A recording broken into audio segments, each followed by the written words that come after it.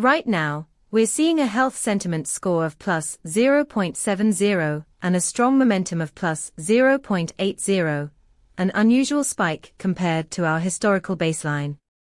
This indicates a significant shift in public perception, and you'll want to know why.